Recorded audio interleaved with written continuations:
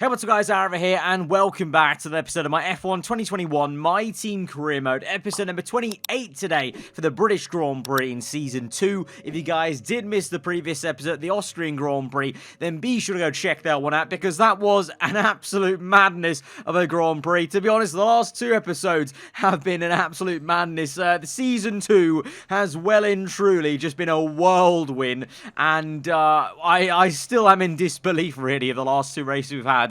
Especially the end of last episode, the way that race ended, and with how the last few races have gone. Like I said, the championship is looking very, very interesting and is very confusing equally, because from where we started at the start of the season, where McLaren won the first race, they looked so strong. It was them, Aston and Mercedes. McLaren have fallen off the cliff. They're in a midfield fight now with Ferrari and Red Bull, and somehow, you know, I said this at the end of it last episode, maybe we've got to accept that we are maybe in the title fight. Maybe Perez is in the driver's title fight, and we as a team are in the constructors fight, because we are there with Aston Martin. We're ahead of Mercedes as well, and Perez is the only second best man to Sebastian Vettel, who currently leads the championship for Aston Martin. Yeah, bonkers. And it's been great to see the reaction from you guys. A lot of you saying you've been loving Season 2 and how chaotic it's been so far. And yeah, I am, because, you know, usually Season 2 is still quite tame. You know, usually it's quite similar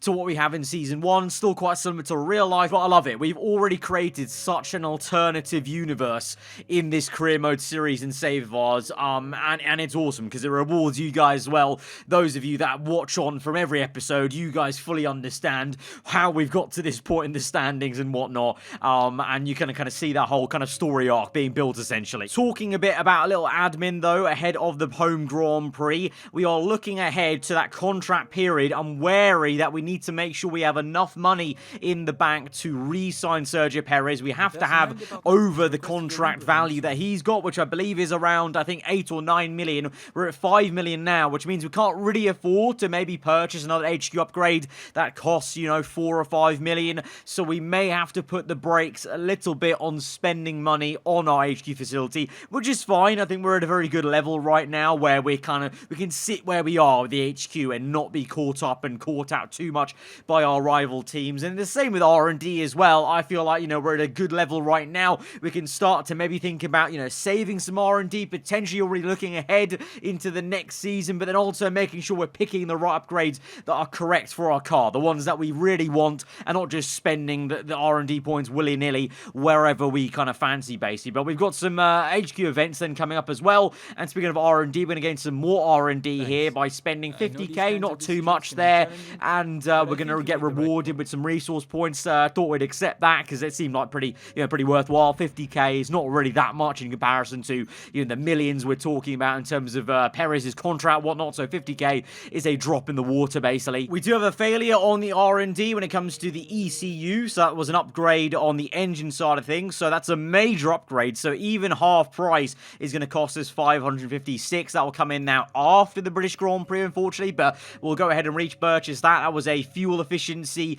upgrade, so, you know, it's not going to, you know, affect pure performance, just help us out on the fuel side of things, which is already really kind of a non-issue now, I feel, these days in Season 2. The same thing with the ERS. I've noticed the ERS management is, you know, hardly necessary now in the races. We actually have leftover battery power at the end of some of these races. We've now got another event in the HQ, and this one's quite important. So this is either agreeing to spend some money and getting a discount on brake discs, or we reduce Sergio Perez's focus, because it was apparently something that Perez suggested, to spend some money on the brake system, because he wants, you know, some better braking, which obviously is very, very important. You know, that can make a big difference to some of these drivers. You know, think about Daniel Ricciardo in real life, for example, but Perez wanting to upgrade the brakes there, so we went ahead and spent another 50k and got a discount, to be fair, and also didn't lose focus from our main man, Sergio Perez, the man who's been carrying the team so far, which is still something that I'm not getting used to. I'm very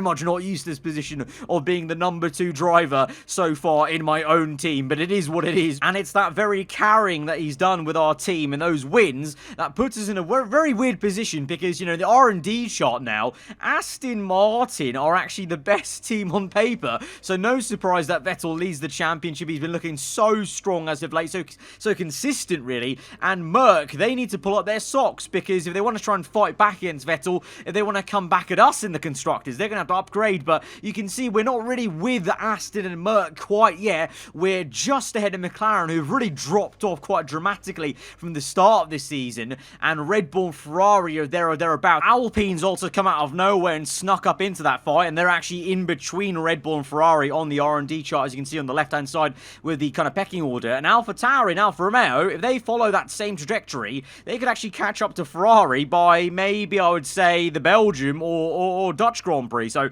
that's very intriguing, because that just means that fight for those kind of, you know, the last 5 points paying positions from P5 down to P10 gets even harder maybe for all those teams, including us, because, you know, it's a weird one. Yes, we have won the last 2 races, but they've been in some exceptional circumstances. I don't think on pure pace our car is quite there yet. But with how crazy the season's gone, we are there, in the standings at least. And we now go to the British Grand Prix, the home race for us and the team, hoping to do well here, but it is always a very difficult circuit in the last recent Formula 1 games versus the AI, and we start Q1 off with an issue. Right, a little bit of an electrical problem at the moment.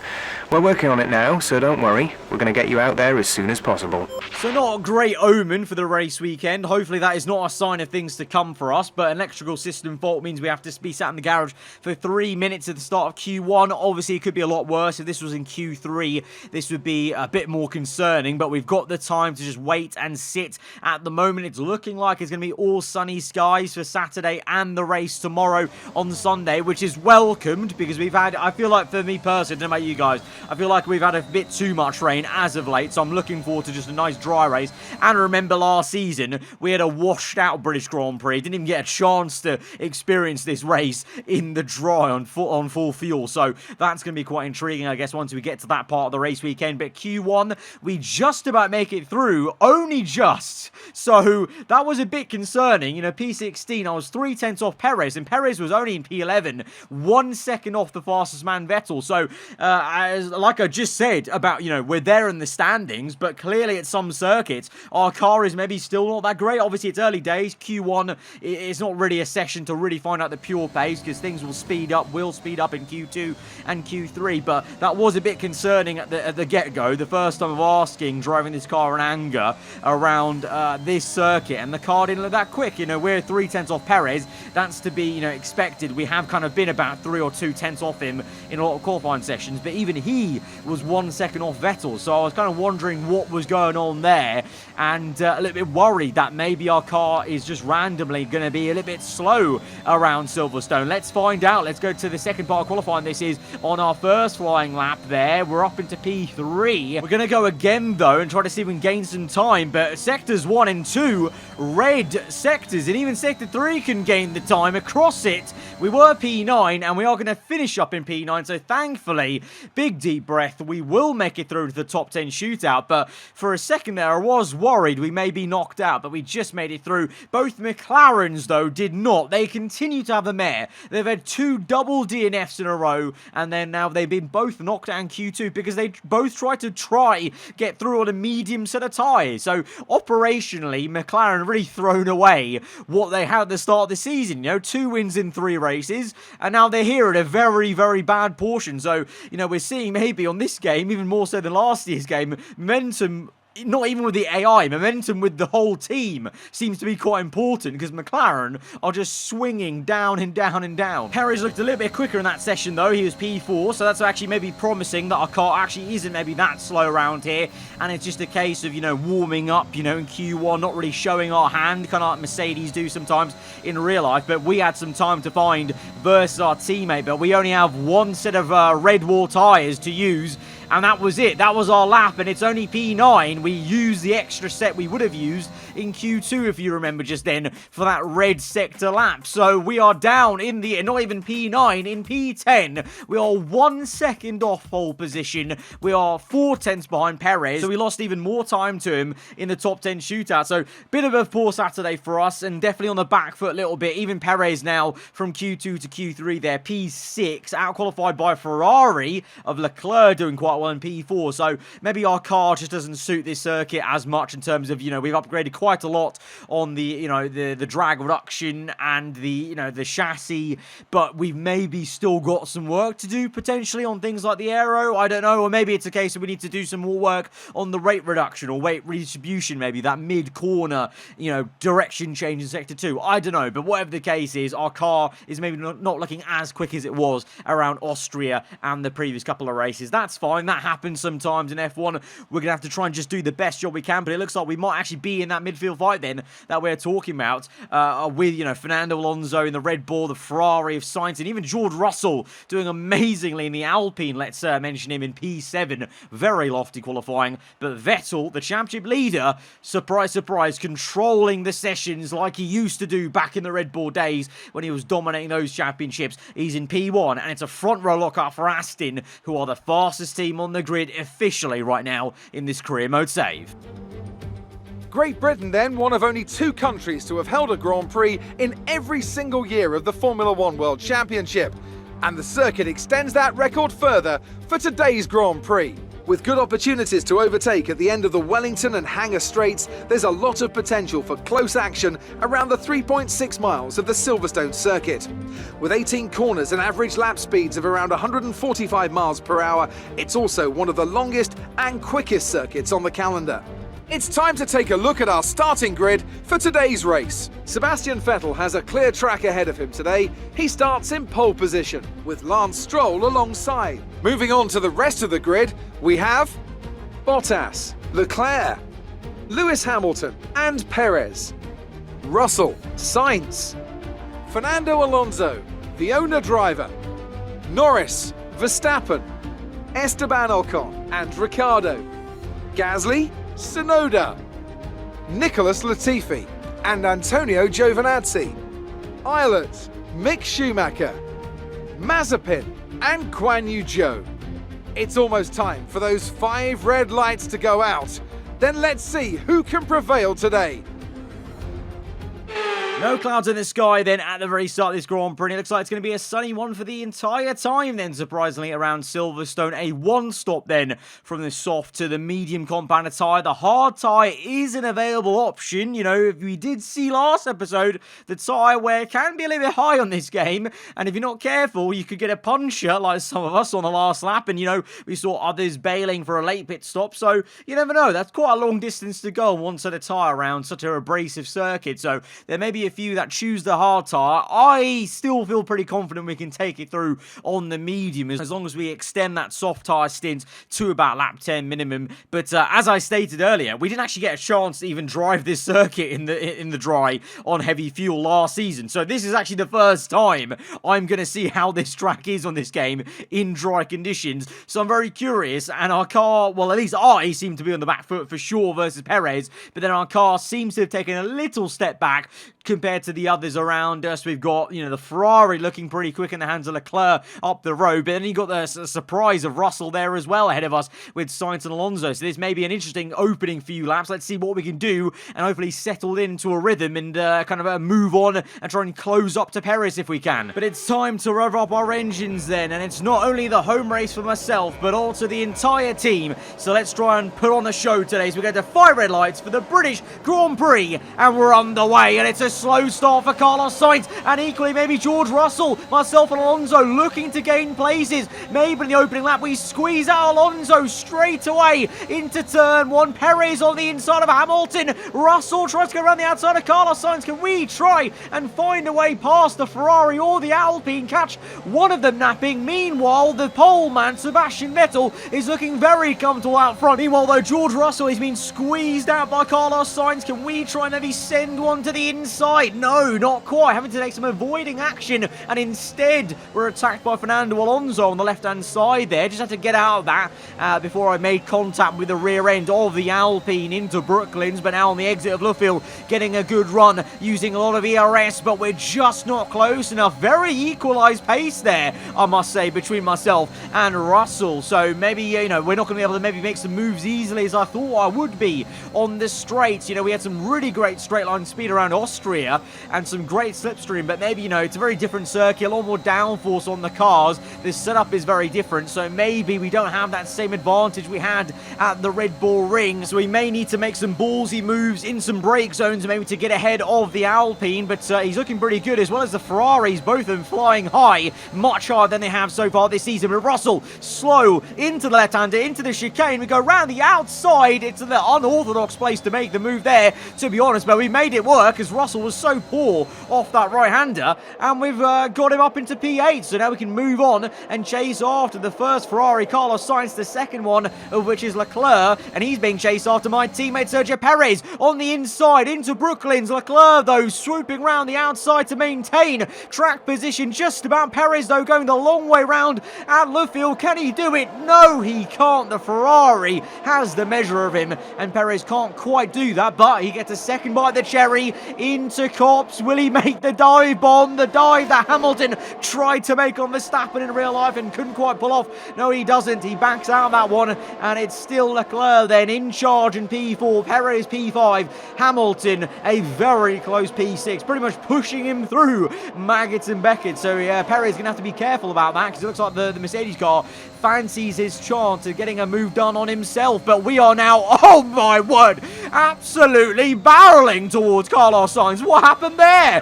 I'll take back what I said. Maybe we do have some straight line speed, because Carlos Sainz was a sitting duck there on that back straight. I wonder if he ran out of ERS maybe, and we had ERS and DRS, because we flew past him like he was an F2 car versus F1. And that's exactly what Perez is hoping to do on Leclerc. Second time round again at Brooklands, but Leclerc once again on the inside. This time, though, Perez is fully alongside him, and he keeps it round the outside of Luffield. Bit of a snap of oversteer from the Ferrari, and Perez has the advantage. It's a drag race. The Ferrari pulls back through. These two are toe-to-toe. They're jockeying for position, but Perez goes round the outside and Copse for a brilliant move up into P4. Now Hamilton has taken his chance. Bit of contact with the Ferrari and the curb, but Hamilton is through as well, and Leclerc understeers a lot in the middle of that corner, and he's down to P6. So he's lost 2 positions in 1 lap, but Hamilton is on a charge, and he fancies his chance at overtaking Perez. So Perez may be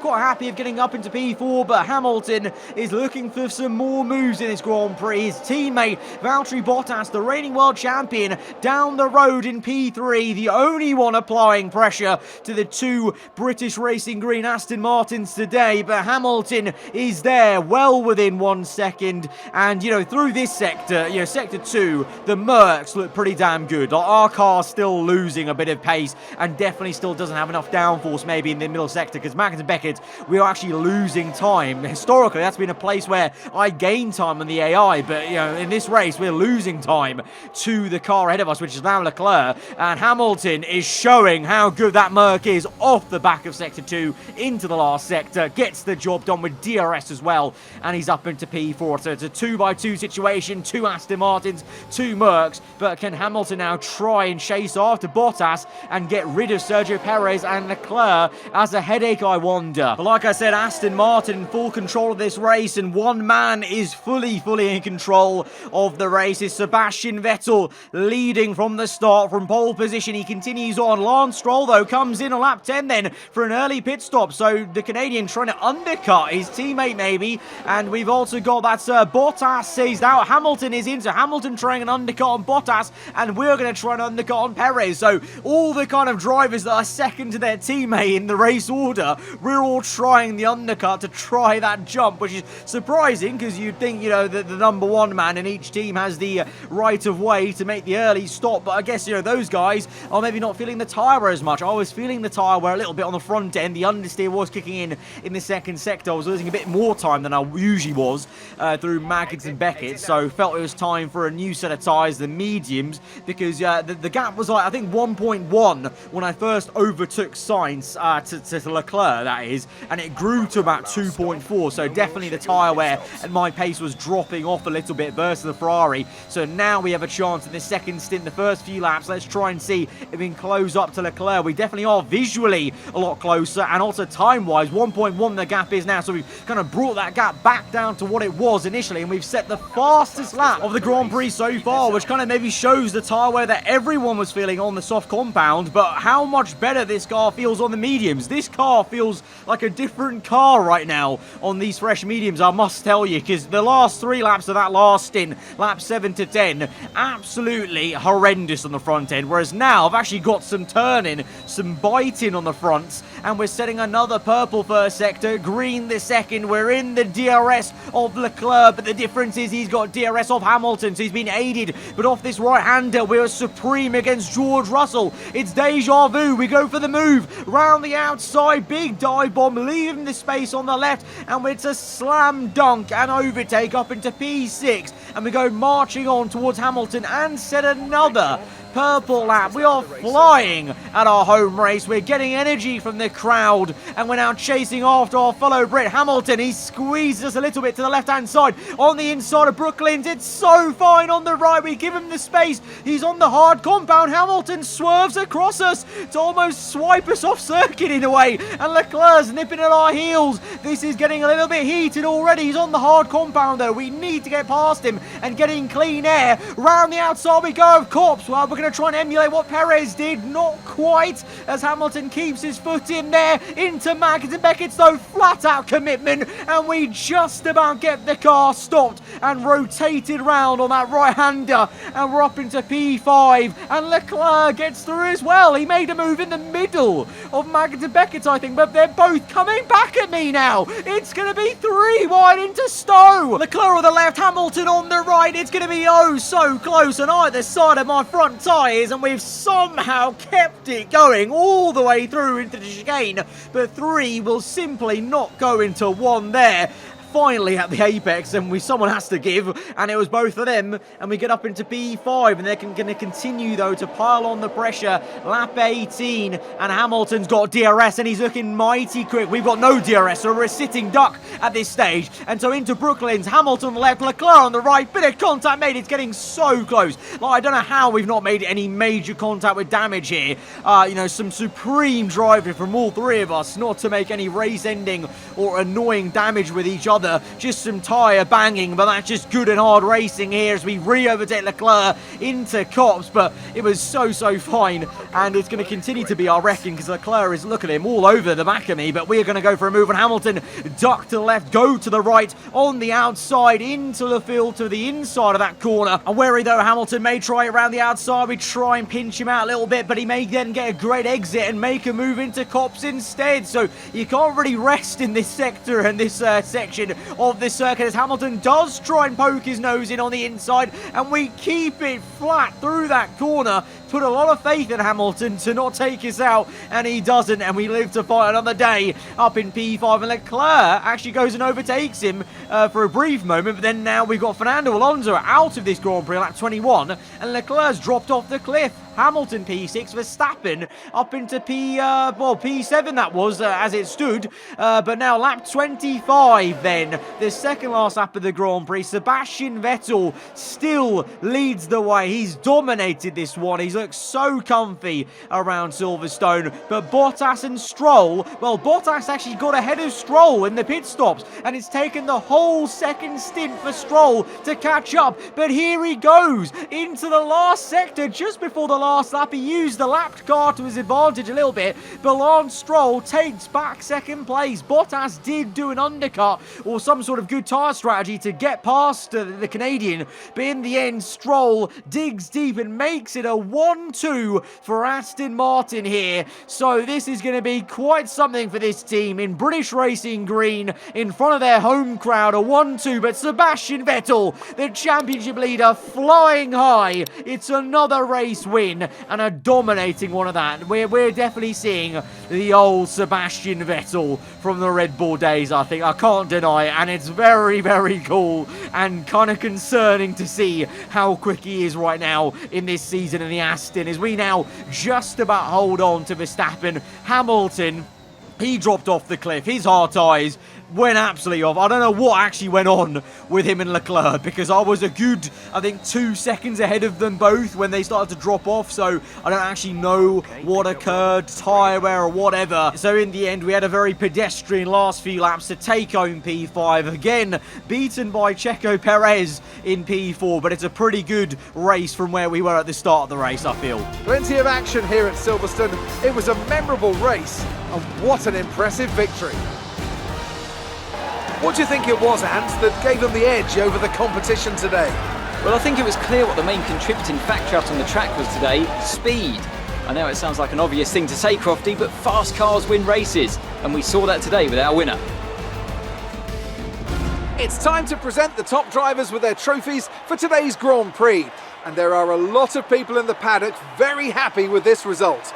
It's Aston Martin on the top step. I'm kind of getting used to seeing the German flag once again constantly on the top step of the podium. Vettel wins the British Grand Prix. It's a 1-2 for Aston Martin, which I can't deny is actually quite a good feel look, to be honest. The British team, they're based at Silverstone, and they've got the 1-2 with the pole. Very, very good stuff. It was actually Ricciardo, though, with last lap of the Grand Prix, showing that McLaren still have some pace, but they've just gone so unlucky, and they've got no momentum for them. Ricciardo out the points, and Lando only in P7, but for ourselves, a very solid day in the office, P4 and 5. I feel like, ideally, with Hamilton out of the picture there in P10, that is where we want to be aiming for, P4 and 5. That's where our team is right now, but somehow in the standings, Perez is actually still in second place. We're in third place in the standings, but we're a long, long way off Sebastian Vettel. He is dominating this one in F1 career mode game terms. 34 points is a massive thing to overturn, especially with how topsy-turvy this season's been, but with how consistent he has been, because he's always been there in like the top 4 or 5. But yeah, I mean, Perez still doing a stonking job. We're doing a pretty... I mean, Perez has carried our team in the first part of the season, but with the last couple episodes, we've also pulled up our socks, and both of us are outperforming where the car really is still in the R&D chart. And in terms of the constructors' standings, yeah, we're still ahead of Mercedes somehow. I kind of think that eventually Merc will catch us up, because, they are ahead of us in R&D terms. A race like this showed that clearly our car was a little bit on the back foot. We managed to just about hold off Hamilton, who then fell off the cliff at the end. But, there's still some work to do to fully be there. It's all just kind of confusing. Like, it's hard for me to really definitively say where I think we are. We just go race by race, I guess, which is the cliche thing, but we just really have to, because each race has been very unique and a bit of a madness each time. But guys, if you have enjoyed this one, then be sure to hit that like button. Let me know what you thought in the comments below. And as I kind of asked you at the end of the last episode, again, I'll ask again, where do you reckon we are? Because, it's, from the inside, it's maybe hard to tell. So from a viewer-only perspective, where do you reckon we actually are? Do you think we can maybe, keep this up somehow and continue to annoy Mercedes and McLaren in the championship by being ahead of them? And will Perez continue this kind of form and continue to be the best of the rest, basically? And can anyone catch Sebastian Vettel? Who knows this season? But if you did enjoy it, again, hit the like button. I'll see you guys next time. Hope you enjoy the rest of your day. Goodbye.